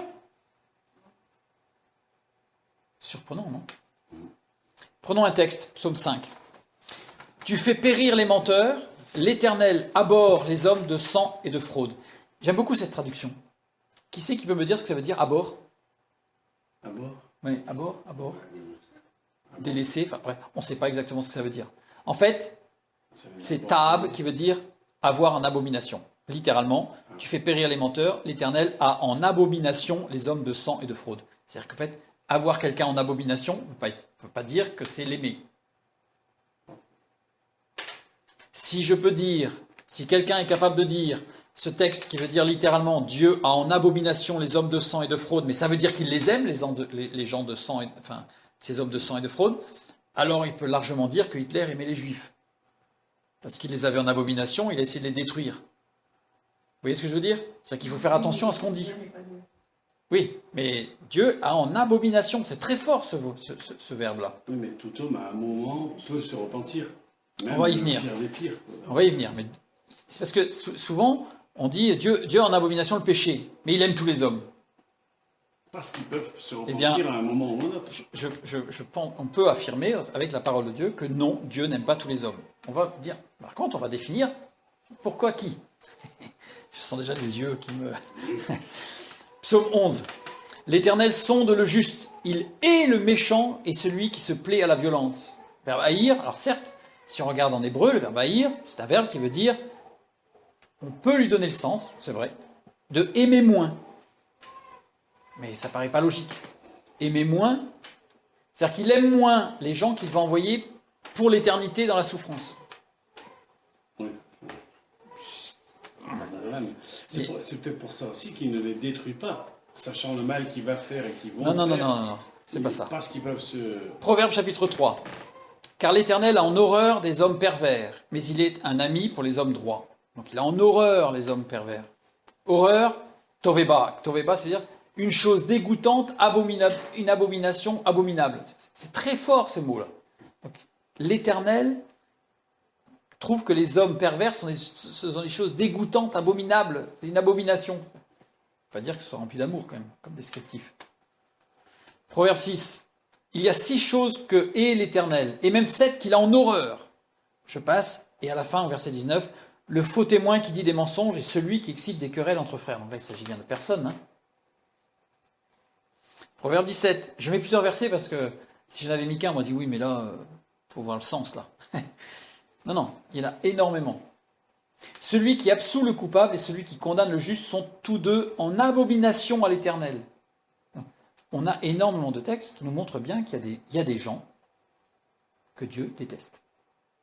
C'est surprenant quand je dis ça, je sens que... Certains disent qu'il faut faire attention aux psaumes et aux proverbes. Alors, il y a des commentateurs qui disent, oui, mais alors là, les textes là, c'est dans les psaumes et proverbes, donc psaumes et proverbes, il faut faire attention parce que ce sont des hommes qui parlent de Dieu. Alors, ça ne veut pas dire que c'est vraiment ça. C'est une perception que eux ont de Dieu. Alors, c'est tiré par les cheveux parce que ça veut dire que où est l'inspiration de la parole de Dieu.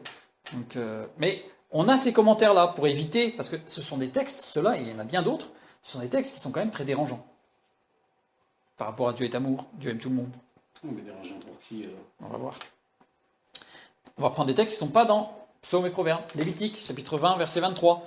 Vous ne suivrez point les usages des nations que je vais chasser devant vous, car elles ont fait toutes ces choses et je les ai en abomination. Au moins, c'est clair.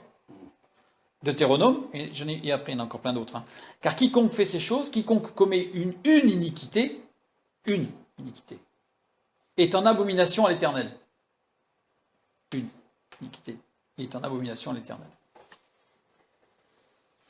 Et tout cela se trouve dans l'Ancien Testament. Alors, il y en a d'autres qui disent, oui, mais alors bon, ouais, mais ça c'est l'Ancien Testament, là, maintenant on est sous la grâce, c'est l'amour de Dieu, c'est formidable. Formidable. Prends Tite 1,16. Ils font profession de connaître Dieu, mais ils le renient par leurs œuvres, étant abominables,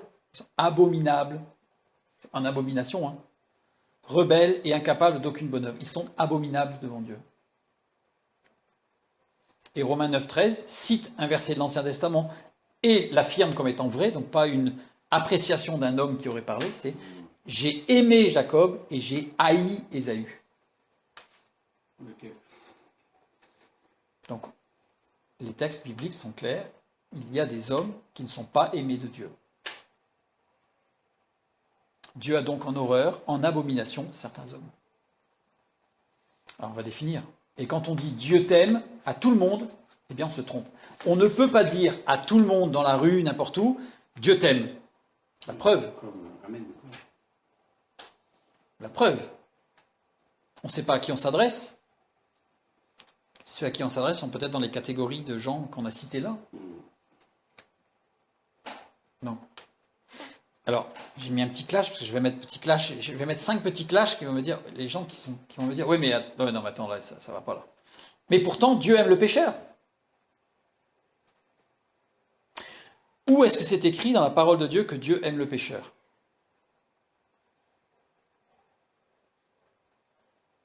Je mets au défi n'importe qui de me trouver où c'est écrit, parce que ce n'est pas écrit. Ce n'est pas écrit. Qui c'est qui a dit que Dieu aime le pécheur ? On l'entend partout, hein. Mais qui l'a dit ? parce que ce n'est pas dans la parole de Dieu. C'est Gandhi. C'est Gandhi qui a dit « Dieu aime le pécheur ». Ce même Gandhi qui affirmait que Jésus était inutile pour le salut, parce que justement, Dieu aime tous les hommes. Donc, puisque Dieu aime tous les hommes, Jésus ne sert à rien. Cette parole de Gandhi a été reprise, on la retrouve quasiment partout. Dieu aime le pécheur. Ce n'est écrit nulle part dans la parole de Dieu. Nulle part. Quel enseignement sur Dieu devons-nous recevoir? Celui de la parole de Dieu ou celui de Gandhi? Évidemment, celui de la parole de Dieu.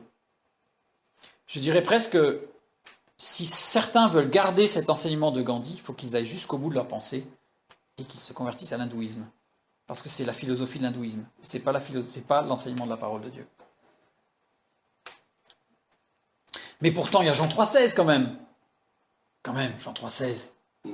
Car Dieu a tant aimé le monde qu'il a donné son Fils unique afin que quiconque croit en lui ne périsse point mais qu'il ait la vie éternelle quand même. Car Dieu a tant aimé le monde. Le monde. Cosmos, c'est le monde quoi. Tout le monde. Car Dieu a tant aimé le monde se rapporte au temps d'ignorance. C'est-à-dire que là on commence à lever le voile sur la compréhension. C'est-à-dire que oui, Dieu cherche tous les hommes. Dieu, dans sa justice, interpelle tous les hommes par rapport au péché qui est abominable. Et celui qui pêche est en abomination l'éternel à Dieu. Et donc, il interpelle dans sa justice en tant que juste juge, sa colère, c'est là qu'elle intervient, sa colère. C'est-à-dire qu'en fait, il se manifeste nécessairement, c'est-à-dire qu'il n'abandonne personne. Il va chercher les gens. Et c'est pour tout le monde que Christ est venu. Oui, il a envoyé son Fils pour que tout le monde puisse revenir dans la bergerie. Mais ceux qui l'aiment, c'est ceux qui sont revenus. Mais c'est sa justice. C'est pour ça qu'il faut bien comprendre la différence. Dieu n'est pas que amour, il est aussi justice. Il n'est pas que amour, il est aussi justice. Et très souvent, Dieu aime le pécheur, c'est formidable, on s'arrête là. Et on en oublie toute la justice de Dieu. Dieu est parfaitement juste. Et on l'a vu au départ, pas un seul minimum d'injustice est invisible à ses yeux. Il voit tout. Il est le juste juge et il interpelle tout le monde. On a aussi Matthieu 5,44. Mais moi je vous dis, aimez vos ennemis, bénissez ceux qui vous maudissent, faites du bien à ceux qui vous haïssent et priez pour ceux qui vous maltraitent et qui vous persécutent. Quand même, aimez vos ennemis. Quand même. Dieu ne peut pas nous demander quelque chose qu'il ne fait pas. Donc il ne peut pas détester les ennemis et nous demander que nous, on aime nos ennemis quand même. C'est un raisonnement qui est profondément humaniste. Dieu est Dieu. Là, tout le monde est d'accord avec moi. Dieu est Dieu. Nous sommes ses créatures. Dieu n'est limité par les commandements. Il n'est pas limité par les commandements qu'il nous donne. Dieu n'est pas limité par les commandements qu'il nous donne. La preuve, je vais prendre qu'un seul exemple, parce qu'il y en a plusieurs. Exode chapitre 20, verset 13. Tu ne tueras point. C'est quand même clair. 1 Samuel 2,6. L'Éternel fait mourir et il fait vivre. Il fait descendre au séjour des morts et il en fait remonter. Donc lui, il n'est pas lié par ses commandements. Lui, il est parfait, il est juste. Dans le moindre jugement, la moindre parole, elle est juste. Elle est fondée sur la sagesse, sur la logique, sur la connaissance. Nous, non. Donc Dieu nous a donné des commandements à nous, mais les limites qu'il nous donne ne sont pas ses limites. Il n'est pas limité. Et très souvent, on limite Dieu parce qu'il faut qu'il fasse comme nous. Au même titre qu'un enfant demanderait à ses parents de ne pas faire plus que lui, parce que la limite que les parents imposent à l'enfant, il faudrait que les parents les suivent. On voit bien que ça ne marche pas. Eh bien, très souvent, on projette sur Dieu cette limitation, alors qu'il n'a pas de limite. Il est Dieu. Respectons-le en tant que Dieu. Ayons la crainte de Dieu. Il est infiniment juste, infiniment parfait. Il est totalement libre, Dieu. Dieu n'est assujetti à rien, à personne. Il est libre. infiniment libre, totalement libre. Et il est le seul juste juge. Parce qu'il sait, il connaît toutes choses. Et dans sa justice, il prévient, il avertit tout homme de la nécessité de la repentance en Jésus-Christ. Je ne peux pas m'empêcher de penser que s'il est seul juste juge, pourquoi ne tranche-t-il pas tout de suite et que quelque part, si la sentence est aussi lourde dans l'éternité future de souffrance, on va dire, et pourquoi est-ce qu'il détruit pas tout de suite dès qu'il y a une aussi mauvaise action que ça? Pourquoi est-ce qu'il ne détruit pas? Parce qu'il est aussi Parce que amour. J'ai l'impression que du coup, nous, on va subir indirectement toute cette juste, tu vois, Non, tout ce jugement, quoi. Il est juste, il est justice, mais il est aussi amour, et il nous a créés à son image et à sa ressemblance. Donc pour bien comprendre cette liberté qu'il nous donne, c'est parce qu'il nous a créés à son image et à sa ressemblance. Et là, je vous renvoie vers l'étude sur la création de l'homme, corps, âme, esprit. Il y en a 2 études là-dessus qui permettent de bien comprendre cette liberté, je dirais, unique dans l'univers qu'a l'homme, est unique. C'est que nous avons été créés à son image, à sa ressemblance, avec un esprit. Je ferme la parenthèse. En tout cas, Dieu est le seul juge. Dieu est le seul juge. Mais pourtant, Dieu ne condamne jamais personne à l'enfer. Alors ça, c'est encore un truc... Oui, mais non. Non, mais c'est pas Dieu qui envoie les gens en enfer. Parce qu'en fait, ceux qui sont voués à l'enfer se condamnent eux-mêmes en réalité. C'est un peu ce qu'on a vu tout à l'heure. Ceux qui ont préféré les ténèbres, ils héritent les ténèbres.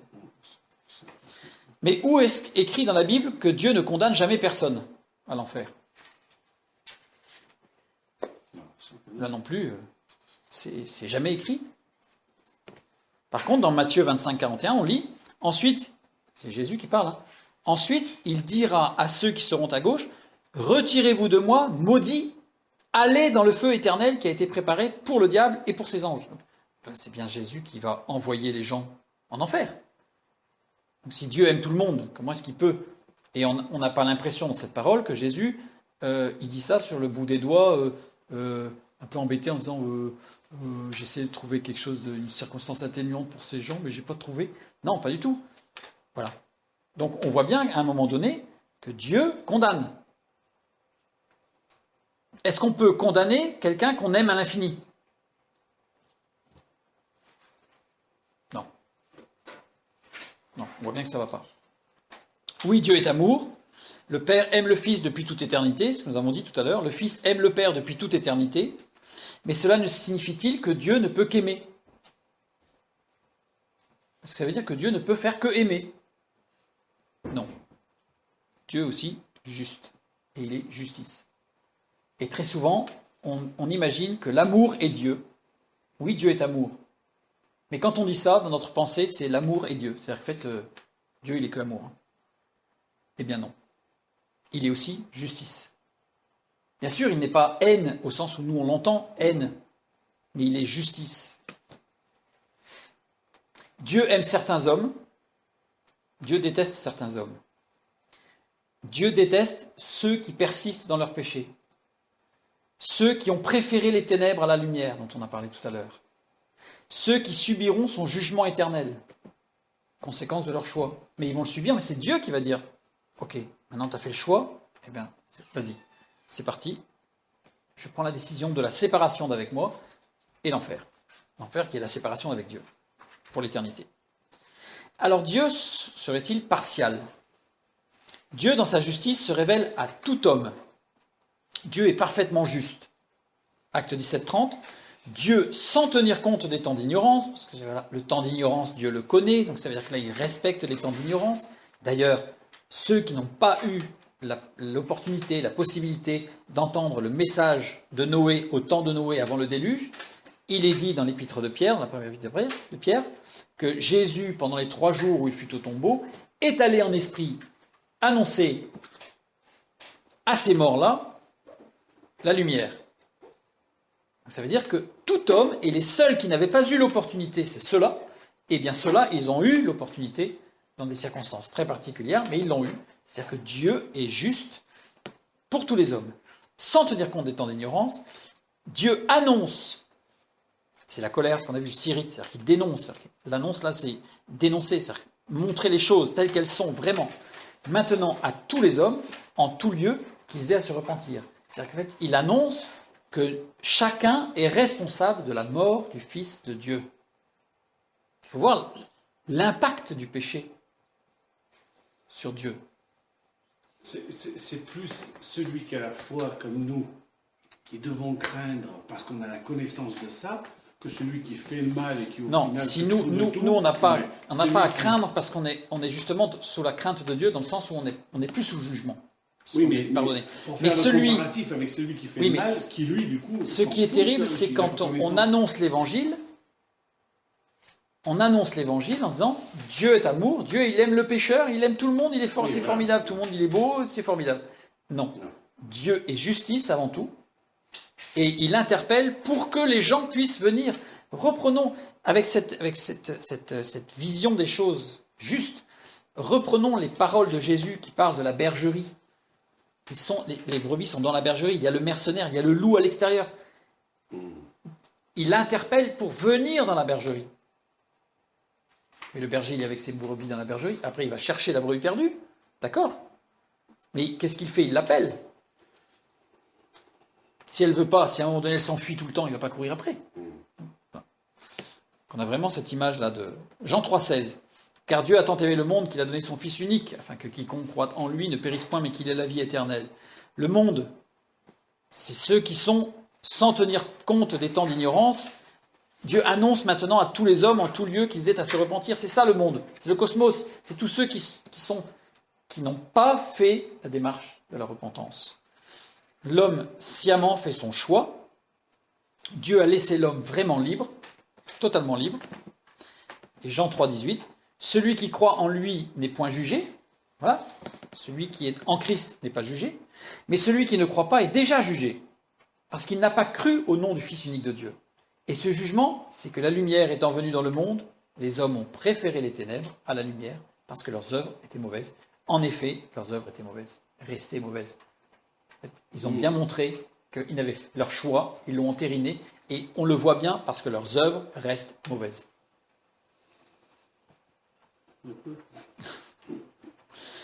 Et quand on dit que Dieu connaît nos limites et que l'ennemi, à un moment, s'il va trop loin, Dieu tranchera, arrêtera.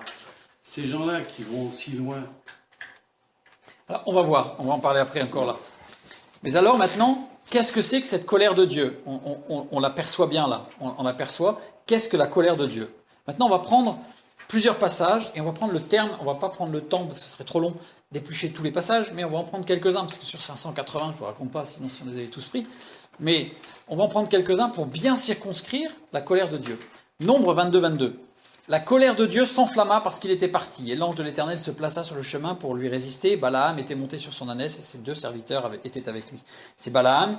Dieu lui a dit n'y va pas, et finalement il y va quand même, parce qu'il insiste. Bref, il y a tout un jeu où Balaam insiste, et puis il essaye d'outrepasser la limite de Dieu. Bref, et là il est parlé de la colère de Dieu qui s'enflamma.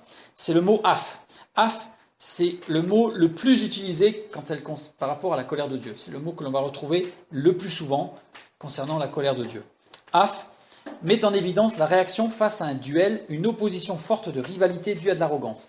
C'est-à-dire que Dieu, là, nécessairement, il agit. Nécessairement, il se manifeste, comme on l'a vu tout à l'heure, parce qu'il est en face de quelqu'un, Balaam, qui s'oppose à Dieu avec arrogance et avec l'idée de rivalité. Dieu est souverain, il est le maître de l'univers, il est infiniment parfait, mais on ne peut pas s'opposer à Dieu de façon arrogante sans que Dieu, nécessairement, ne se manifeste. Donc là, quand on dit la colère de Dieu, c'est que Dieu se manifeste nécessairement. La colère de Dieu n'est pas une colère émotionnelle, mais une réaction juste face à une personne qui s'oppose à Dieu ouvertement ou intérieurement. Et qui le mérite. Il n'y a pas de mérite. Elle Elle s'oppose à Dieu ouvertement ou intérieurement, mais face à Dieu ouvertement, dans des prises de position fermes. Et on va le voir, ça va être bien explicité, et qui va s'opposer au plan de Dieu, bien sûr. Oui, mais là, quand je dis qu'il le mérite, c'est parce que ces personnes-là méritent que Dieu se penche sur elles. Il n'y a pas de mérite. Tu vois, tu comprends. Il n'y a pas de mérite. C'est-à-dire que tous les hommes Tous les hommes, Dieu les interpelle, Dieu va agir pour tous les hommes. Voilà.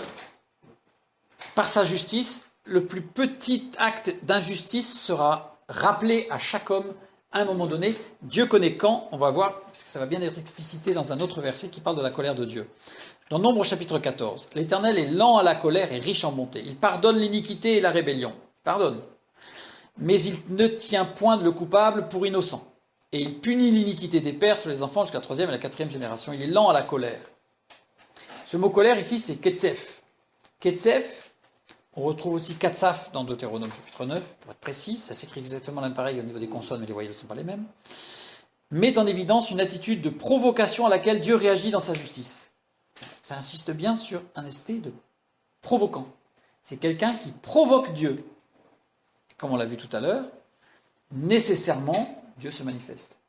On ne provoque pas Dieu sans que Dieu ne se manifeste.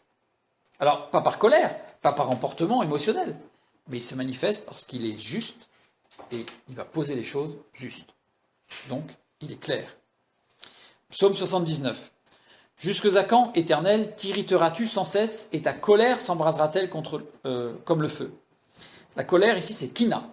Kina qui fait apparaître la jalousie de Dieu. On l'a vu tout à l'heure, le mot jaloux. La jalousie de Dieu dans le sens où la personne prend ce qui revient à Dieu. C'est une personne qui prend ce qui revient à Dieu, adoration, temps, argent, je ne sais rien, pour le donner ailleurs, à d'autres, ou pour le garder pour soi. Donc là, on usurpe l'autorité de Dieu sciemment. Tout ça, c'est sciemment. Surtout employé par les prophètes. Ésaïe 9, par la colère de l'Éternel des armées, le pays est embrasé, et le peuple est comme la proie au feu. La colère de Dieu ici, c'est Hébra. Hébra, exclusivement employé par les prophètes. Donc là, ça n'est que par les prophètes et concernant Dieu. Ça parle de personne d'autre, ce verbe-là. Ce mot, pardon. Désigne une réaction face à ceux qui déploient de la fureur contre Dieu. Donc ceux qui cherchent à détruire le plan de Dieu. Dieu, nécessairement, se manifeste. C'est rassurant pour nous. Parce qu'à partir du moment où on est entre les mains de Dieu et que l'on veut travailler à l'avancement du royaume de Dieu, à l'œuvre de Dieu, on sait par ces choses-là que celui qui va nous attaquer parce qu'on est enfant de Dieu, Dieu intervient parce que nécessairement, il se manifeste, par nécessité. En fait, il va mettre les choses clairement. Il est juste. Ésaïe 66. Vous le verrez et votre cœur sera dans la joie, et vos os reprendront de la vigueur comme l'herbe. L'Éternel manifestera sa puissance envers ses serviteurs. Mais il fera sentir sa colère à ses ennemis. Colère, Zaham. Zaham, une fois de plus, uniquement employé par les prophètes pour Dieu, désigne le fait de dénoncer avec vigueur l'injustice et l'impiété. Dieu dénonce. C'est ce qu'on disait tout à l'heure. Donc voilà. Et il fera sentir sa colère à ses ennemis. Il dénoncera tout homme qui est contre Dieu, tout homme qui n'est pas dans la bergerie, tout homme qui n'est pas au bénéfice de l'amour de Dieu, mais qui va être au bénéfice de la justice de Dieu, va être interpellé, tel que le dit le texte là, puisqu'il va dénoncer avec vigueur, vigueur, l'injustice et l'impiété. Habakkuk chapitre 3, Éternel, j'ai entendu ce que tu as annoncé, je suis saisi de crainte. Accomplis ton œuvre dans le cours des années, ô Éternel, dans le cours des années, manifeste-la. Mais dans ta colère, souviens-toi de tes compassions. Colère, rogez. Rogez, une fois de plus employé par les prophètes, désigne la réaction de Dieu face aux personnes qui troublent les autres, qui sont excitées, manifestant insoumission et impatience quant à l'action de Dieu. Dieu agit non seulement quand on s'attaque à lui, mais quand on s'attaque à ses enfants. Là, c'est la définition de ce que nous avons comme traduction, la colère de Dieu. Je trouve que ça aurait été plus juste de traduire par une manifestation puissante, nécessaire de Dieu. C'est plus juste, parce qu'on a vraiment cette notion de nécessité, d'une réaction de Dieu, mais ce n'est pas la colère, parce que le mot colère, en fait, laisse quand même quelque chose de péjoratif. Maintenant, dans le Nouveau Testament, 2 versets, Apocalypse chapitre 16, « Et j'entendis une voix forte qui venait du temple et qui disait aux 7 anges, « Allez et versez sur la terre les 7 coupes de la colère de Dieu. » Thumos, en grec, décrit une réaction de Dieu face à l'animosité à son égard. Des gens qui ont attaqué, on voit bien à la fin des temps, on voit bien que tout va se tourner contre Dieu. Armageddon, Gog et Magog, sont les batailles, 2 grandes batailles qui encadrent le millénium. Ces 2 batailles sont contre Dieu. Ce n'est pas contre le peuple de Dieu, c'est contre Dieu, contre Jésus-Christ. Donc là, il y a une réaction forcée. Et c'est pour ça qu'il est parlé du jour de la colère de Dieu.